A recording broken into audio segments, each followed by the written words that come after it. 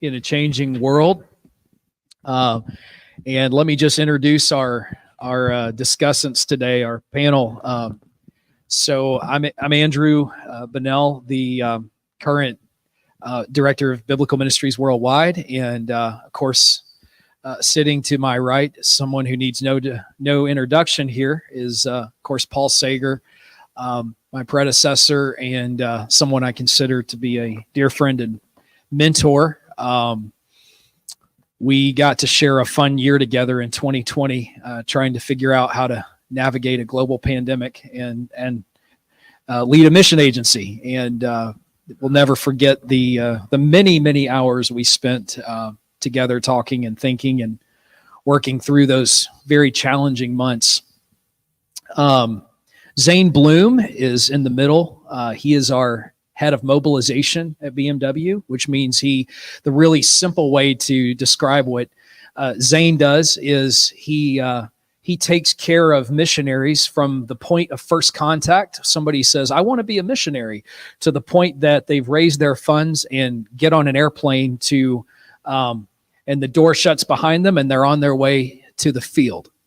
Sitting next to him is Andy Overly, who leads global engagement. And the easy way to describe that is when that plane touches down on the field, Andy takes care of that until that missionary retires.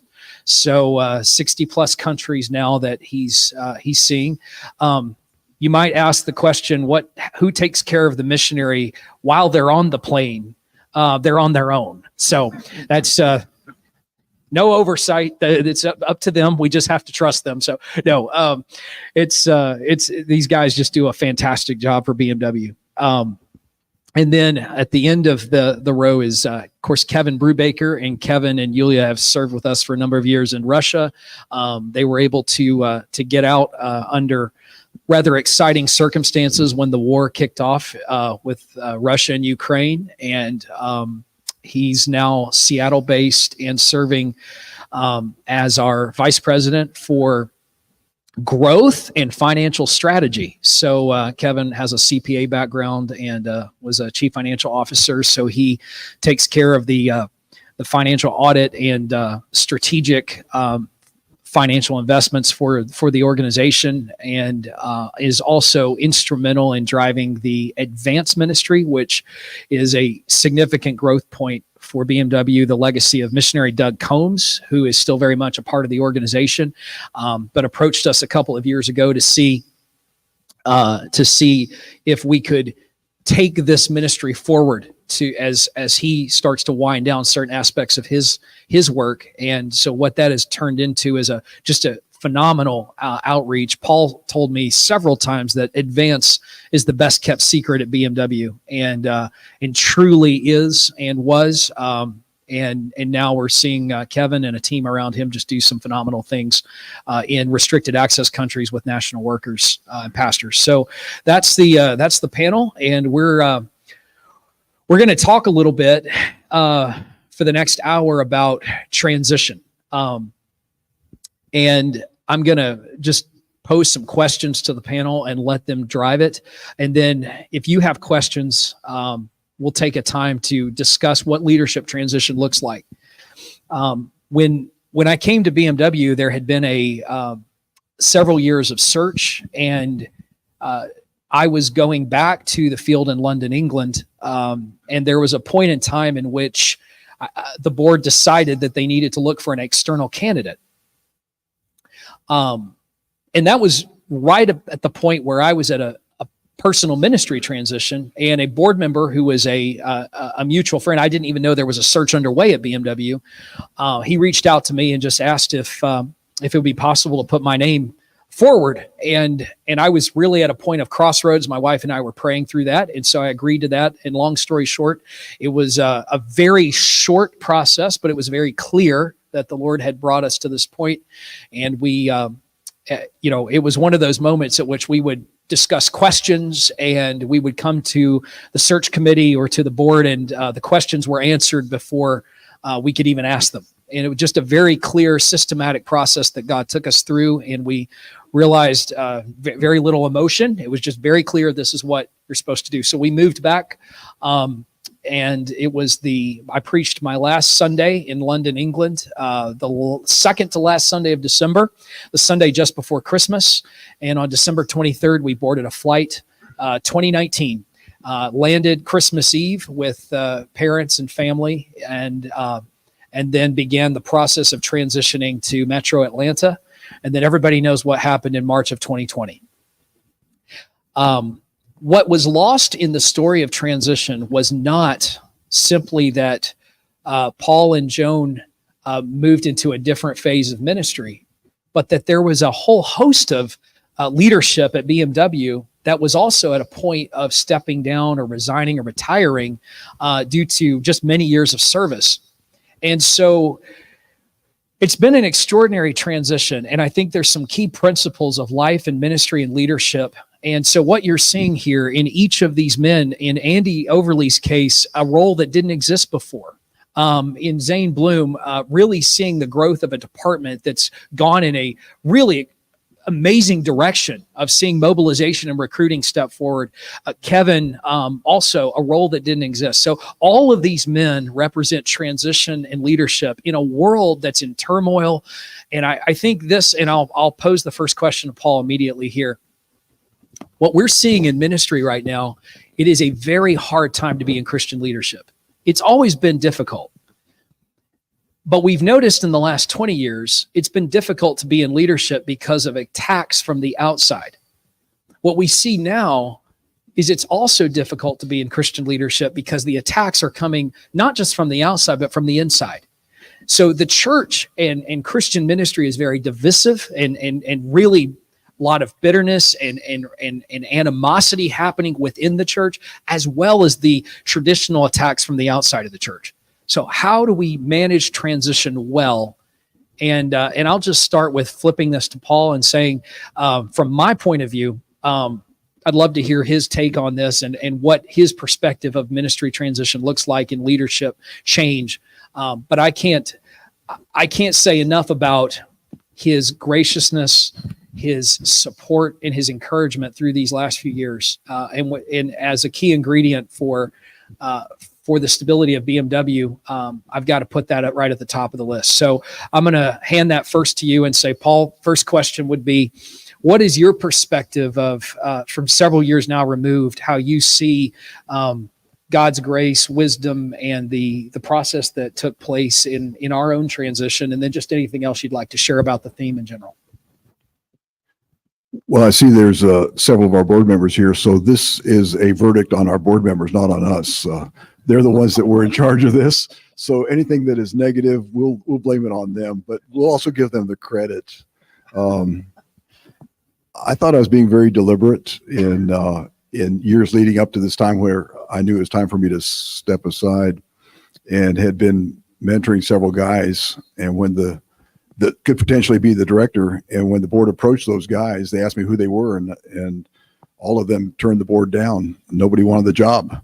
And so they weren't my plans, but you trust God's sovereignty in that. And it was from my vantage point, not a necessity in that I had health reasons or felt that I couldn't do the job, but just felt it was important to transition to younger leadership before I'd overstayed my welcome. And maybe I already did. Nobody told me I had, but I was trying to stay ahead of that curve a little bit. And in hindsight, looking in the rearview mirror now and in present day, there is life after whatever your job is. This is the best time of our life. I love being in that seat when I was there, but it sure is nice where I am now. And we're just having a ball. And I think perhaps sometimes we're hanging on too much to a role when we need to be thinking in terms of ministry instead of a particular role. And just to assure those of you who may be facing this transition time, there is life after whatever you're doing right now. And it'll probably even be better than what you're doing right now. We shouldn't fear that. And so it's been a point of really rejoicing and thrill for us to be involved with what we're doing right now. I promised him, I told him I'd get out of his hair and, be a missionary and go to Africa. But he wanted me to hang around. And so it's been a joy to be able to still be accepted and be a part of BMW. and working in various projects. But this happened, I think, basically because of both of us being willing to make this work.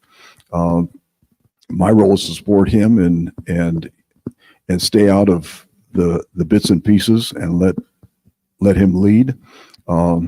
It's a joy to be able to sit down over lunch and he'll throw something out and I'll give my opinion and say, but I don't really care. I'm going to go play golf this afternoon. It's your problem. So I'm rambling a little bit there, but in hindsight, just to reassure you that maybe some of you that are facing this transition and maybe hanging on too long, my fear was that in the typical bell curve where, you're climbing the top, you get to the top and it kind of plateaus. If you don't get out of the way, things start going south and you undo the very ministry that you poured your heart and soul into. It happens on the mission field with missionaries that maybe stay too long in a church plant, and the very church that they planted starts to fall apart. And so it's a subjective thing. It's a subjective call to know when to do that. So our experience is we've loved what we've done and how it's worked here with BMW. And I recognize a lot of transitions don't work well, but I think probably we've successfully navigated through this. Paul, before we move on down the panel, could you maybe take a minute and just share, some of the projects you've worked on since the transition took place? Because I think there's something important in that. If I've noticed in my own life, there's a lot of younger leaders that almost knee-jerk have a fear of their predecessor. And could you maybe just, and I don't think we have that. And you've been a source of invaluable advice through the years. But also, I want to highlight this continued significant, and I mean really significant growth points for the organization. Most notably would be BMW South Africa. Could maybe just share a little bit about the things the projects you have undertaken for the mission and where you're continuing to advance the future of BMW. Well, I asked Andrew if he would give me projects. I just didn't want to be in charge of anything. So it's fun not being in charge and being responsible for anything. But he did have the vision for starting a mission agency in South Africa, where we had started off our career 40 something years ago. And when we first went there were probably only 2 or 3 independent churches. Everything was denominational. In the subsequent years, subsequent decades, I don't have I don't have the number, but probably hundreds of non-denominational churches have emerged, but no one ever started a mission agency for them. And so Andrew had the vision for providing for them what we have here. And so the last 18 months, 2 years, I guess, I've been working on the project. It just launched this March, a mission agency in South Africa. And it has a South African board of directors. We're in the process of interviewing a director for that organization. So it'll be a genuinely indigenous South African organization without organizational ties to the U.S., but obviously collegial relationship. And so it's been fun for me to see kind of the full cycle of missions, where we went to a country where we were just in the initial stages of starting churches, and now to finish the cycle of church planting in which we want to establish reproducing churches. And so when they're sending missionaries overseas, we've completed that circle. And so it's been fun in my lifetime and a privilege in these last few years to be able to work on that project. And so we're up and running. I've accepted already missionaries in South Africa, and I'll continue working with them for the foreseeable future to make sure that it runs, but I'll just be staying in the background and kind of helping out. But it's just been a joy to be able to do those kinds of things for Biblical Ministries Worldwide and still be a part of the mission family. Thanks, Paul. It really is exciting to see what's happening and the world's changing in missions. And so the more that we can see these places where we've had missionaries serving for many decades, establishing their own sending bases is just a tremendous future, I think, for the global South, if you will, and where that's going to take church planting and missions in the future. Zane Bloom, can you talk about I don't know how personal you want to bring your whole story into it, but I'll just leave that up to you. We've got time to talk. But talk about where you have come in with some really innovative things in the mobilization space. And where we fit in the broader mission landscape, because we're kind of a voice in the wilderness a little bit, in that we're a very, and I say this very carefully, we're not progressive at all theologically, but in some sense, innovative, creative, progressive in that sense, but also holding true to some very historic theological, philosophical foundations. Where you're seeing our niche and this whole transition of reaching that next generation as a mobilizer for missions. I joined BMW in 2015 with the purpose of joining church planners in South Africa. Not a pastor by trade. I went back and I got a master's in Bible from Liberty University. I continued to work full-time. After I left the military in 2000, I was in sales and worked my way up the sales leadership. I've been a sales manager. I've been a national sales manager for several. I've worked for a Fortune 500 company, several other well-known companies, and I was in 2011. I kind of achieved the American dream. Right. If you look at the postcard of the American dream, it was as a veteran, I had a beautiful wife and a beautiful family, and I'd made more money than I'd ever made before. But I'd spent 100 nights in Hilton hotels around the country and just was away from my family. My wife had a newborn and a 3-year-old, and in addition to our 10-year-old son, and was like, what have I really achieved? And so began just praying a prayer just routinely, just Lord, use me for eternal purposes. And through that prayer, very soon after, just the opportunity for missions opened. And so as I explored missions, we were willing to go. My whole family was willing to go. And 2015, I tell folks I evaluated all the acronyms. I went to check them all out. And at BMW, with my predecessor, especially David Roselle, just knew right away from his caring and his relationship with me that BMW was the family and the right fit for me. It checked all the boxes theologically, philosophically, and it had the atmosphere that I was looking for and provided all the things that we were looking for in a mission board. So we joined in 2015, 2016. I went on deputation, raised over 60% of my support. 2017 in January, I was in Paul Holritz's house, staying in his basement. And when my wife told me that she was pregnant with our fourth, we were in our 40s. We were not expecting it. And so it kind of, we had to kind of shift gears on our deputation. And so my wife was sick throughout the entire pregnancy. 2018, Hurricane Florence came and destroyed my sending church in Wilmington, North Carolina. 2019, we were kind of getting back to normal, but my son was entering his senior year. He was a class of 2020, then COVID hit. Then 2021, we finally went to South Africa. We spent a month over there, and finally just felt the Lord opening this up to us. We're going to go to South Africa. We're finally going to make it after all these kind of obstacles. And then 5 days after we got home, my daughter was hospitalized, was diagnosed with Crohn's disease, spent a week in the hospital, and had ulcers from the back of her throat all the way through her GI system. And so as we were just lamenting and just praying about it, and just, we were trying to be obedient to what the Lord was calling us to do, I called Andrew and I said, I need to talk. Like I need to do something else. Like we're either got to quit, or maybe we can go to Utah or something, but I can't do this anymore. And he just said, listen, Zane, with your sales and business background, there might be something for you in the home office. Would you consider joining? And from that moment, there's an opportunity to use skills and abilities that I had been training for 20 years that I hadn't even thought about using, just opened up. Cross-cultural. I have a master's in communications from a secular university. I have a master's in Bible from Liberty, and just like all these things that God was putting in my path for decades, really just opened themselves up. And so, before David Roselle had served in the position for a long time, and then had been a period where there was a couple younger guys that kind of were filling in the gaps, and were very talented young men, but just it needed some stability. As BMW really needed some stability as an organization. Thankfully, God was able to open up a position for me, and I've been able to serve to provide some stability.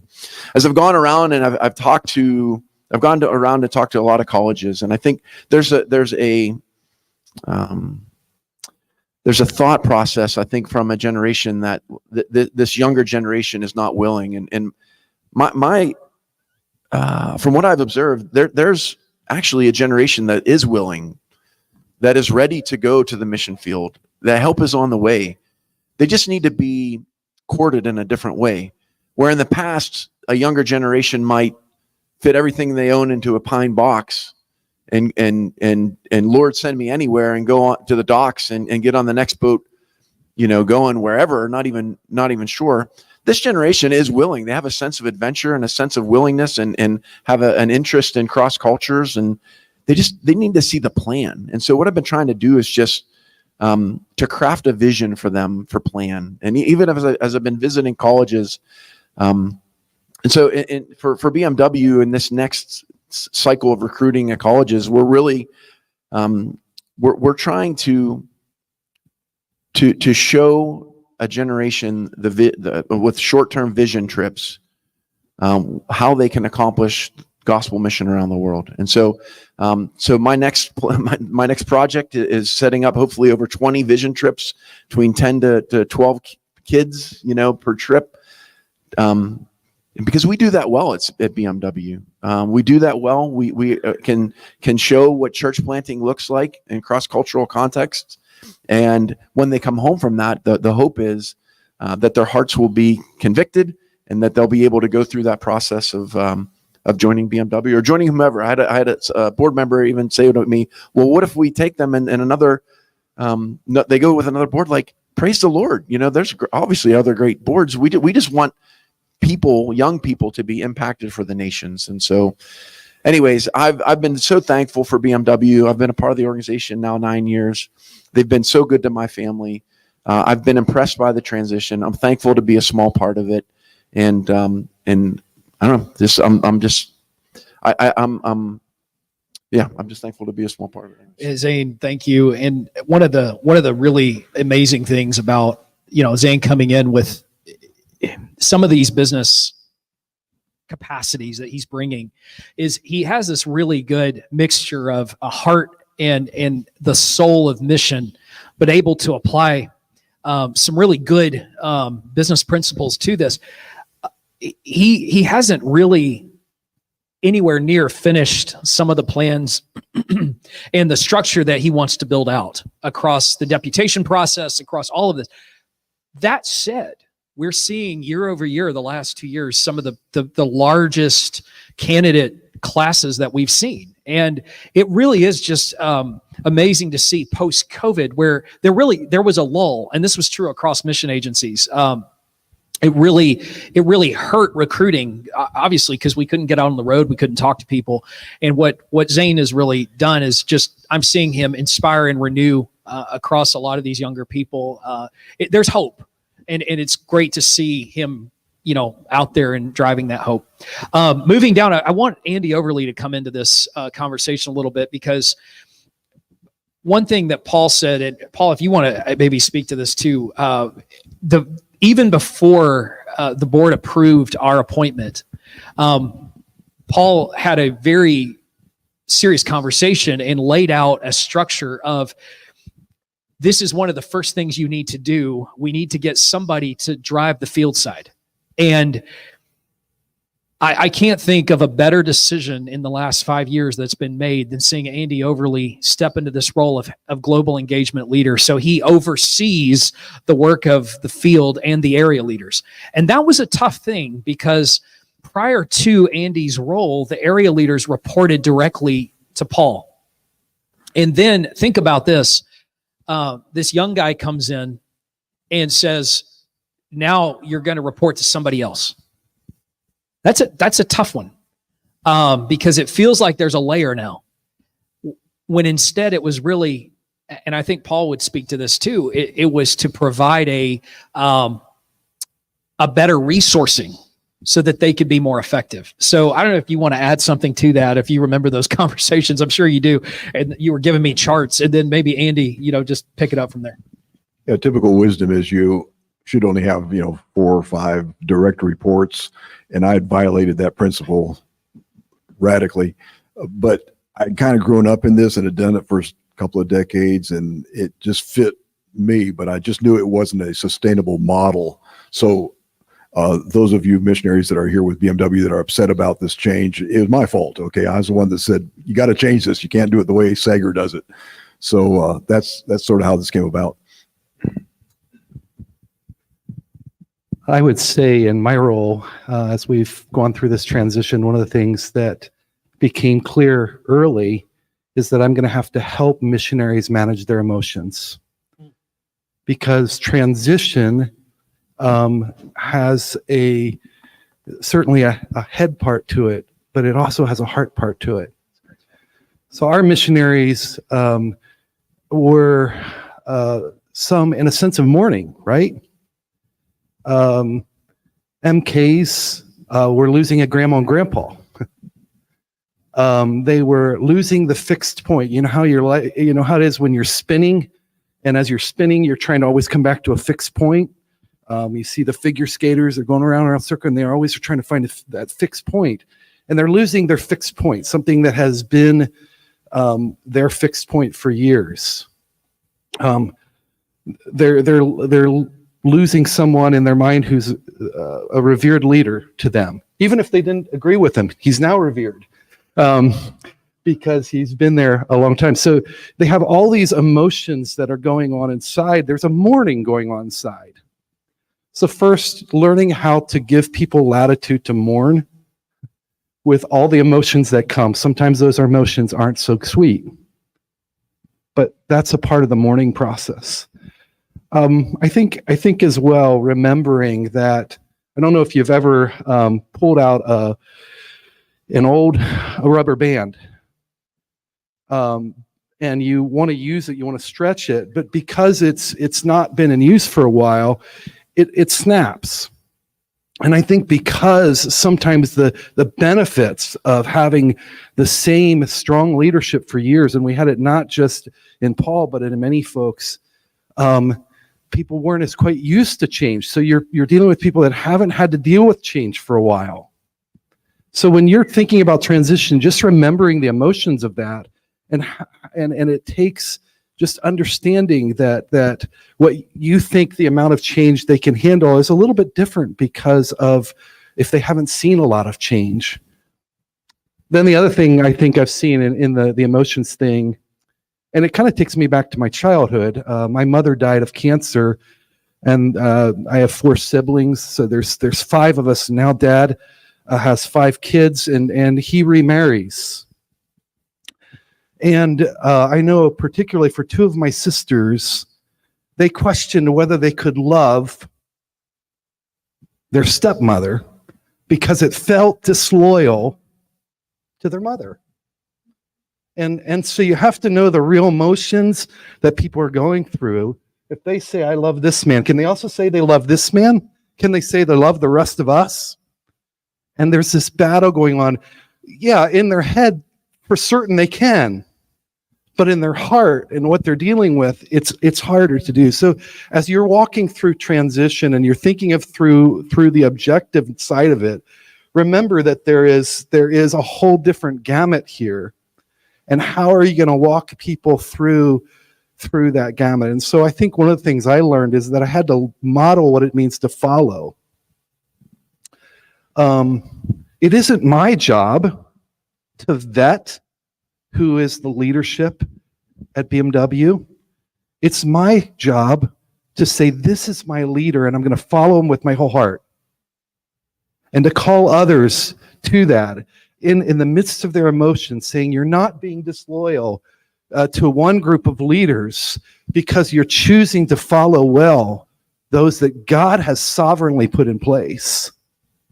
And you can have all the emotions that you want to have, but still, God hasn't given you the role of vetting, so don't try to vet the man. He's been vetted.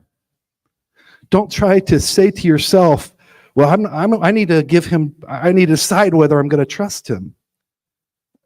That wasn't my role. My role was to follow and to trust him and to model that. And so I think as we've looked around the world at this transition time, I think just trying to manage the real emotions that people feel, and then try, not always successfully, to model what it is to follow. And I think part of that in my situation, if you were to look at my history, and some of you know it, is there have been times where I've been in these situations before, and I hadn't always learned to follow well. And so God in his grace both gave me the kind of that backdrop of remembering my childhood and how hard it was to transition to what God had in mind for our family, and other lessons along the way to say, transition has a very objective side to it, but there's also a subjective side. And you got to take those emotions and then you got to channel them back to truth. And so I think that's part of what I've learned in the process of this transition, and have been seeing, and perhaps God has been teaching me.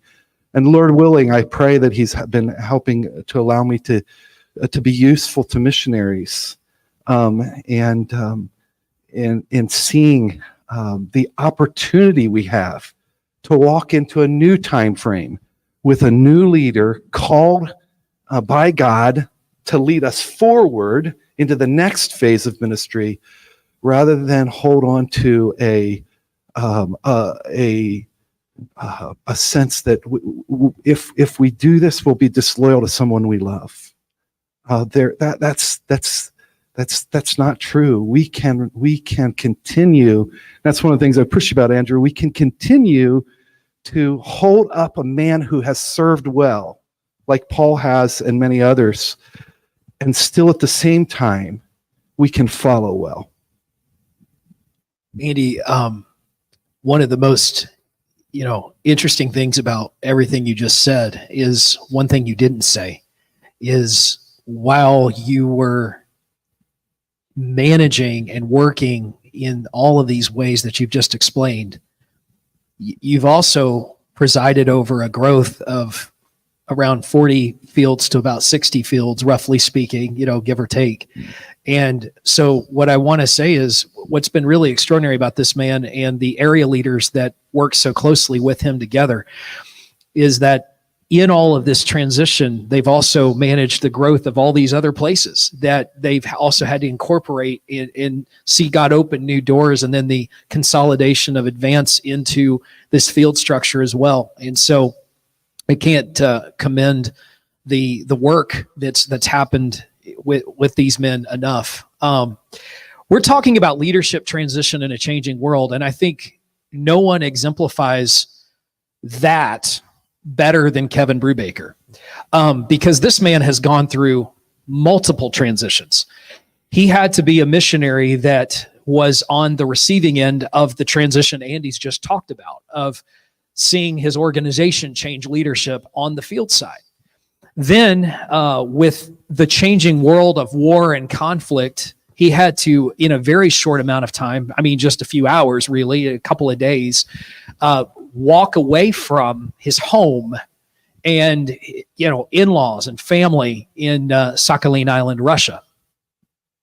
And then make a transition all the way back, going the long way around the world to Seattle, and then move into a new role, which was in a changing space of finance at BMW, and going from one finance lead to two finance leads, and all of the structures that change with that, and bringing his CPA expertise to bear, and then adding a fourth transition of stepping into this role of driving the Advance, the national pastor ministry at BMW.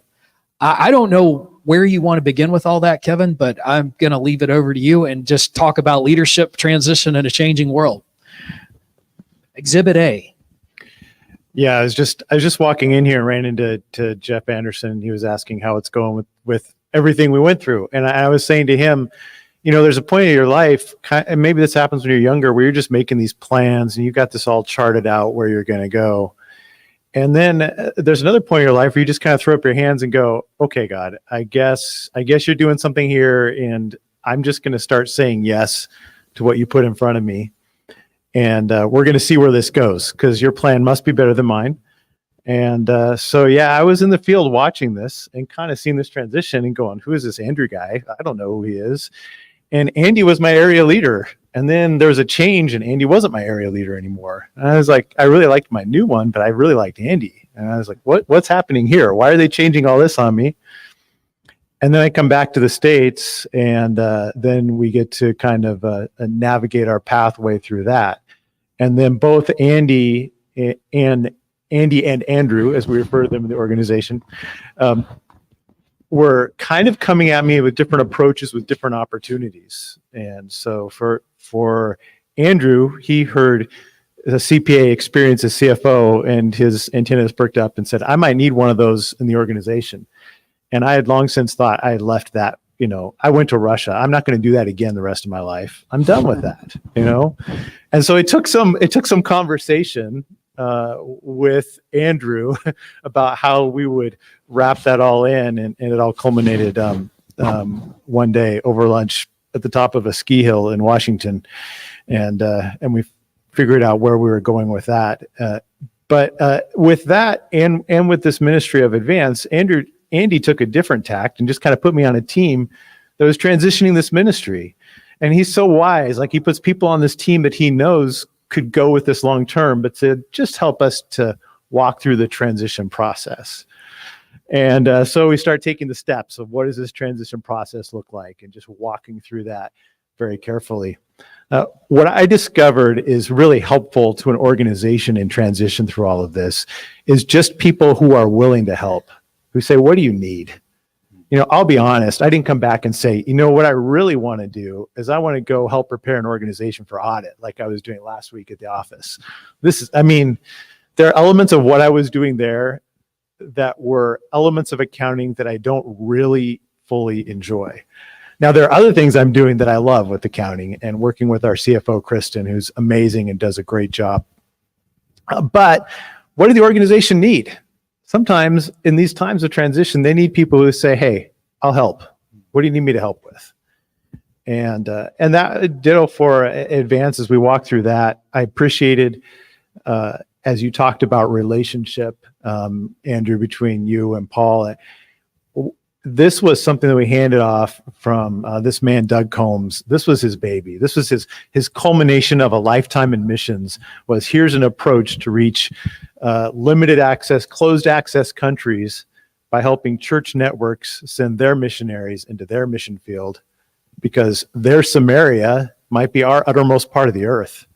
They need to reach their Samaria. So let's encourage them to do that. Let's find ways to do that. And so he had thought very carefully and worked through this, but he's at a point of handing this off. And there were times he looked at us and said, I'm not sure I really want to give this to you guys. I'm not sure what I think about you guys. But there was a long process, and there was a lot of relationship building, and a trip that I took with Doug, and just to be able to build the respect and appreciation, which we still have today, even as we're working, and I'm talking to Doug and asking him what he thinks and getting his advice.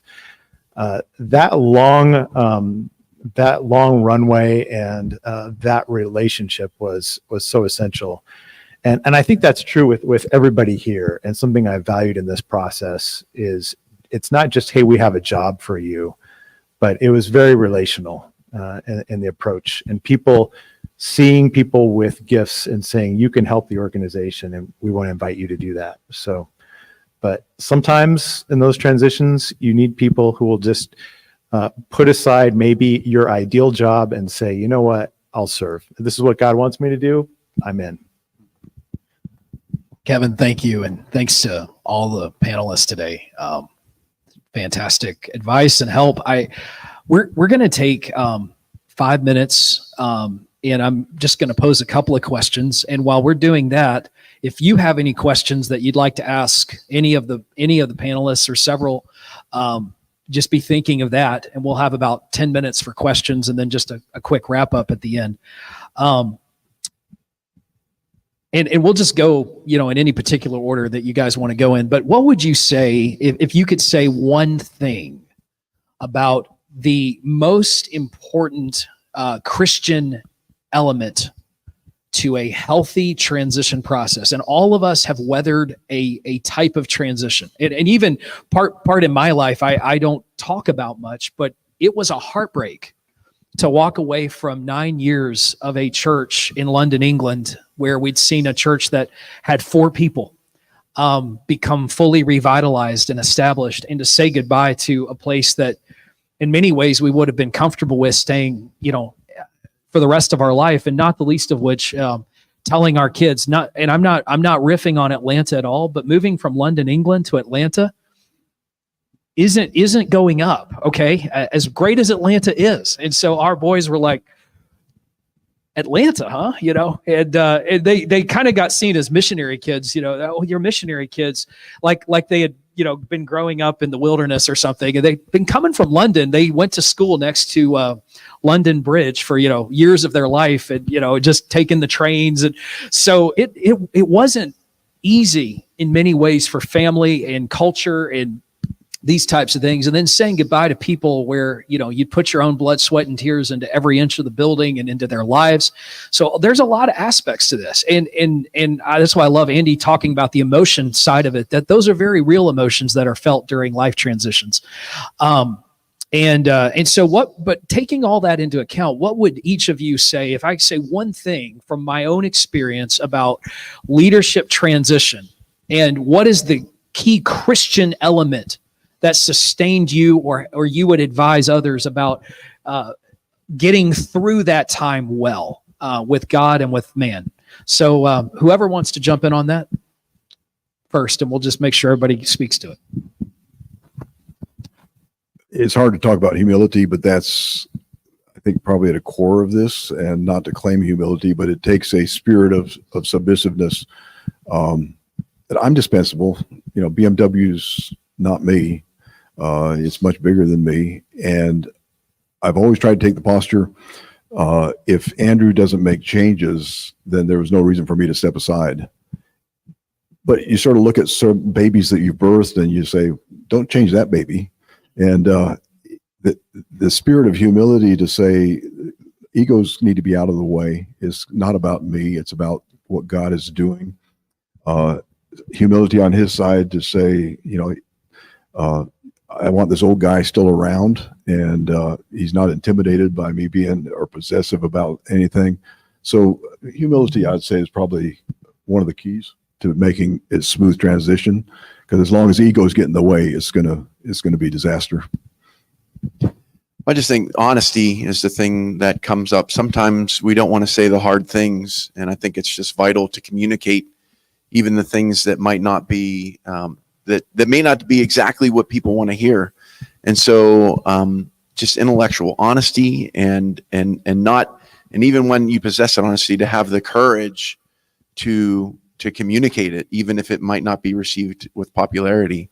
I think that, in any transition, again, in my own transition from deputation to another thing, I learned through that process of just, it's important to communicate well. And so just and again, even if it's not received popularly, so just honest communication. Yeah, the few thoughts that I have is, first of all, to remember that we're ambassadors, we're sojourners, we're pilgrims in this world. Transition is to be normal. All of us hate transition, and yet it's to be the norm for us until we reach heaven. I also, this morning, I was thinking about Jesus instructing his disciples the night he was going to be betrayed, and he says to them, to a group that's not shown that they're going to do really good in sharing responsibility, he says, love one another. Love one another. And I think the other thing that comes to my mind is that all the best laid plans don't necessarily roll out. Paul said something earlier that caught my attention. You know, he's worked hard to mentor folks, and then that doesn't take place. And I this morning I was reading Moses is praying in Numbers. He's praying. It sounds like the day before he dies. Like, man, provide a leader. You know, what are we going to do? But I guess the real deep sense of trust in God, that you don't have to see everything to transition well, but that you can trust God to take care of those things. And sometimes he wants you to be begging him. That's part of the growth cycle in our own hearts as we're dealing with transition is all these unknowns. And so those are some thoughts that come to my mind.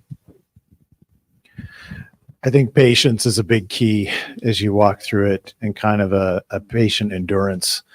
Sometimes you're going to work with somebody and think, that is just a crazy idea. I can't believe you have that idea. And there'll be crazy ideas. But if you're in there for the long term and you're patient and you allow things to develop, give people time, and to learn how to work together in that way. And especially as a follower, like you talked about, Andy, it's just allowing things to develop, being patient, and also as a leader, being patient with those who have lots of questions. And we get that maybe more on the finance side. People like to ask questions about finances. And there's a lot of patience about answering the same question over and over again, or for the third or the fourth or fifth time, because there's been a change that's different.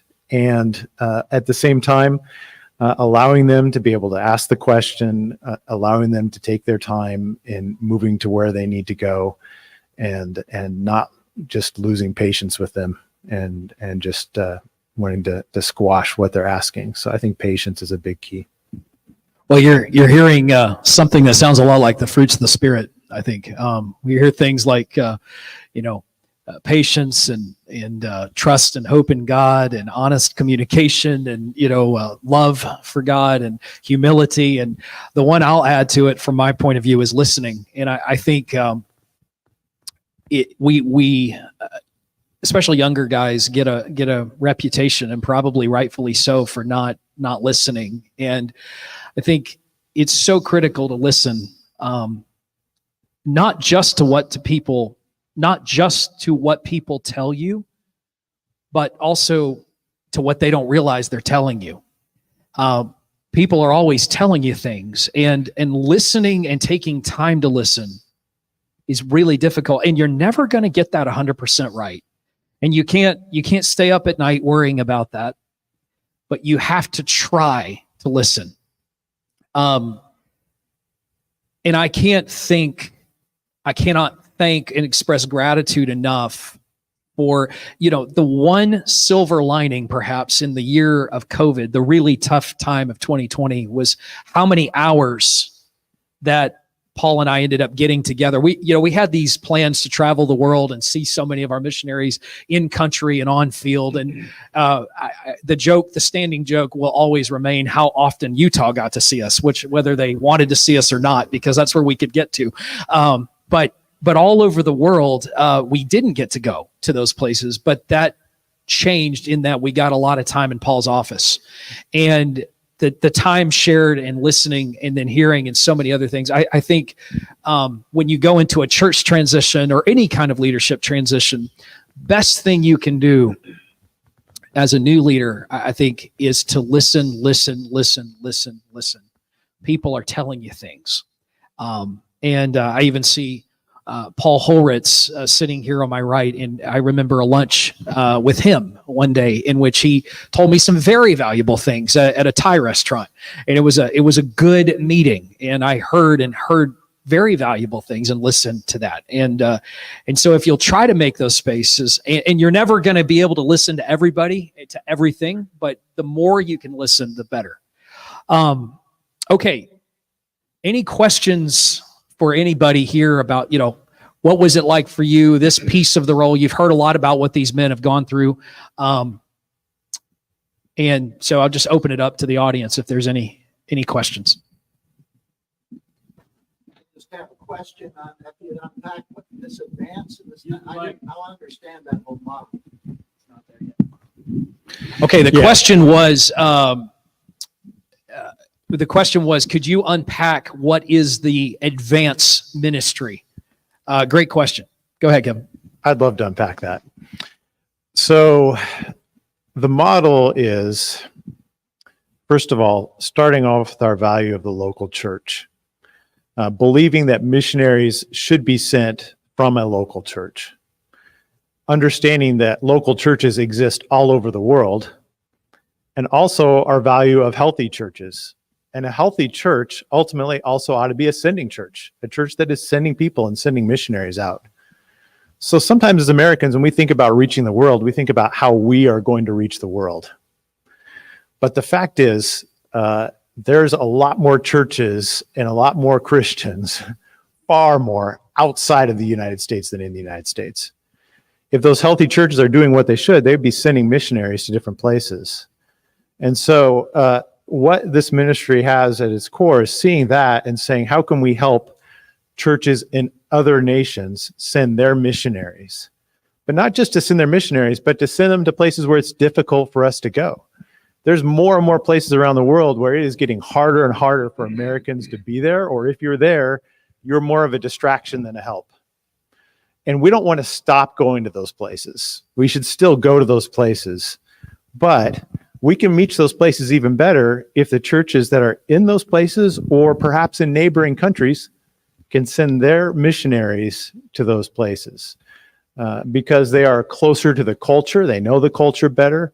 They're better able to live in those conditions, and they can send a lot of missionaries. So the idea is that we come alongside, not the missionaries that are being sent, but the sending church, and say, how can we help you send your missionaries to some of these places where Americans can't go, or it's very difficult for Americans to go, as a partnership? And what do you need to help out? And so we come alongside financially, but it's a financial partnership. The sending church or sending church network will contribute financially, and we'll partner with them, and so that they can send somebody to a place where they need to go, and other needs they may have. If they need training as they request it, we want to come along and help provide it. So far there's been 68 missionaries that have been sent out from 10 different church networks to some of the most dangerous places on earth. And we are hearing tremendous results of people turning to Christ, of churches being planted as a result of that partnership. So there's a way that you all can be a part of that, because you and your churches can support this financially and help to these churches by partnering with us. We're really partnering with those churches in other countries and help them send their missionaries to some of those places where it's difficult for us to go. Go ahead, Paul. A few weeks ago, I was speaking in a church in a shanty town in South Africa. They call them townships there. It's just temporary settlements, and they throw up temporary homes. This church is being started. It had corrugated iron roof, corrugated iron sides, dirt floor, maybe 50, 75 people. And I preached on missions, and afterwards they had a Q&A. And of all the churches I've been in anywhere in the world, including here in America, I've never had such perceptive questions and deep questions about missions as this group of people in this shantytown church who want to do missions. And it was, even though I guess I knew it, it was a wake-up call to me to realize every church everywhere can do and ought to be doing missions. And we limit the potential sometimes because of dollars. But here's a church that's going to send missionaries. They don't have the resources, but they've grasped the concept of the Great Commission. And it's just exciting to see as maybe we downsize missions here in North America, the rest of the world is rising to the occasion. God doesn't have to have America to accomplish what he wants to accomplish. So it's exciting to be a part of what God is doing around the world.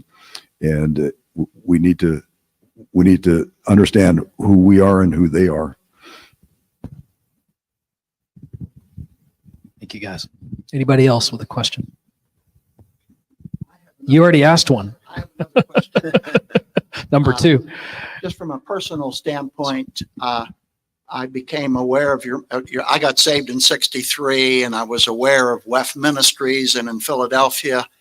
And when I was appointed by UFM to go to Austria, I looked at what WEF was doing, and they were going to the most needy areas, but it was these little burgs where the priests gathered things, and Austria was a graveyard of missionaries. So basically, your roots in WEF was a turnoff to me, that they weren't looking at the cities or being progressive enough. And so I chose, and I convinced UFM to open the field for me, which they did. I never made it there, but anyhow. So my question is on the transition, big picture transition from what WEF was to now what BMW. I'm just thrilled at all of the changes and the progressive thinking and so on. How did how those transitions happen in BMW? That's a really interesting question. And way before my time, but I'm gonna concede. When I was at a different organization, I will say throughout the early 2000s and 2010s, BMW had acquired a real reputation across the missionary landscape for being a very innovative, creative organization. And I summarized it by saying, this is the mission agency that says yes whenever it can to people. And I think we've got to give extraordinary credit to Paul for what he did to create that culture over 25 years. So I don't know if you want to speak to that at all, but I think it is quite a legacy. Well, I'm still haunted by the words of Jesus, which said, take the gospel to every person everywhere. And I know we like to think strategically, and we're going to go to the city, and the city is going to reach out. But the reality is our reach is going to be maybe a few hundred people. And we are to take the gospel to every person, every place. So there are people that need to go to the faraway places. And I'm working right now with a couple that's reaching into southern Zimbabwe, and they're going to the rural settings. Those people need the gospel just like people in the city. So there are some people that are wired to do that, some that are not. So we like to strategize, but sometimes we also need to think in terms of, okay, somebody's got to go to the faraway places. I think the word that we're using now is very much resonating with Paul just said, but the idea of limitless, that there's no limit or place where the gospel shouldn't go. And so, yeah, we're very targeted on global cities, the international expatriate community. We're looking very much into, the Londons, the Munichs, the Frankfurts, the Romes, Viennas, all of these places, certainly Budapest. I see some of our missionaries going to Hungary, the Kopazes on the back corner over here, and just they're very strategic missionaries, but there'll always be a place and an extraordinary place for going to the remote and the quiet, and you just never know what God's calling people to. So we don't put any boundary on, our job is not, I love to say, bring your own vision. What has God given you a vision for and a call for? Our job is not to instill that call and vision. That's the local church and you, and where we can help you get there and realize that goal.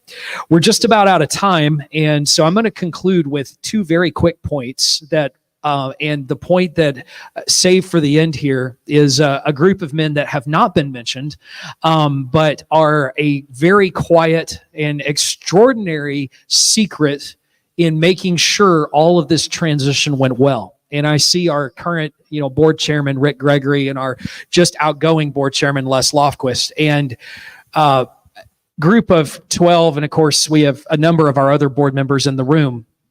And for sake of missing one of you, I'm just going to mention our prior and current chairman, but even retired board members. But BMW stands really head and shoulders in the missionary landscape, and I can't say this enough, for having a collegial, united, and really focused board of directors that have walked with each one of us step by step, hand in hand. And I think if this was in a local church, the analogy there would be, the elders united. But I can't say enough about that, of seeing the vision, knowing what BMW is about, and ensuring that we are true to who we are and remain true to who we are, and actually really enjoy being in the room together. And so we can't say enough about that. And so I want to acknowledge and thank them and make sure everybody understands that if you're going into a transition, it's never going to be the way you think it's going to be. It never works like that. So you better make sure that the people in charge are people that you care about, that you love, that are united in spirit and vision and Great Commission passion. And if you've got that, you can make everything else work itself out. So with this, I'll close with a verse from Paul, 2 Corinthians 4. He's at the end of kind of this statement of a lot of ups and downs and transition that he's going through in life and ministry. And I think this is a great spirit for these troubled times and these chimes of changing generational leadership, because it's happening all across the global ministry landscape. Verse 16, 2 Corinthians 4, so we do not lose heart. Though our outer self is wasting away, our inner self is being renewed day by day. For this light momentary affliction is preparing us for an eternal weight of glory beyond all comparison, as we look not to the things that are seen, but to the things that are unseen. For the things that are seen are transient, always changing, you see? But the things that are unseen are eternal. So as a final word, I think the job is for each one of us to always keep our eyes on the prize, looking ever upward, knowing that the present afflictions are not to be compared with the glory that awaits us all. And with that, thank you for the honor that you've given us in attending, and God bless you. We'll have a great rest of the conference. Thank you to the panelists.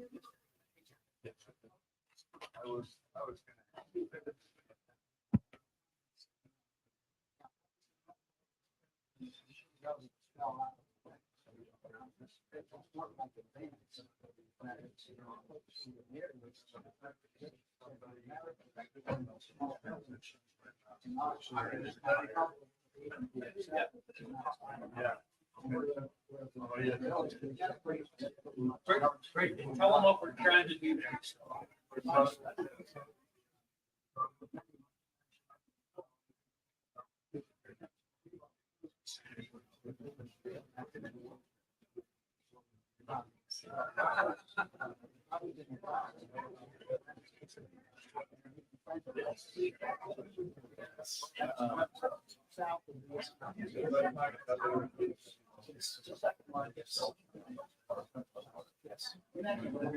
Yes.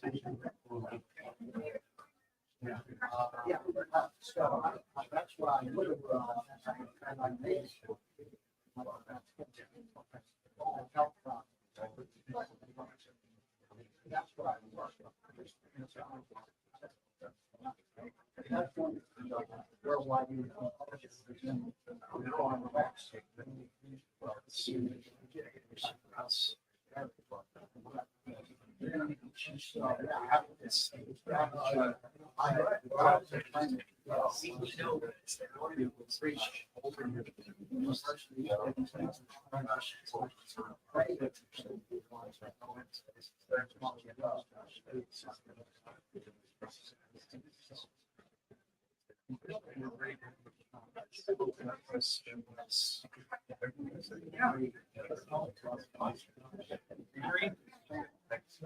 would just email with them. Still trying to yeah.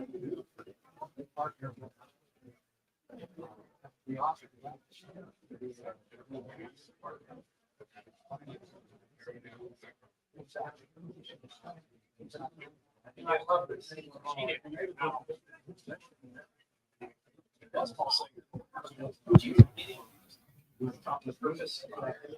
She's got all this.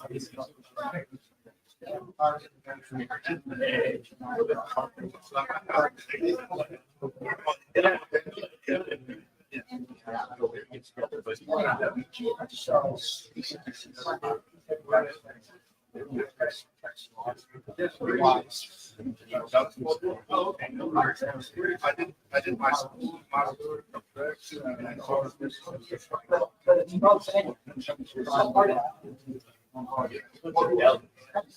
now we did. Eleven years ago, I learned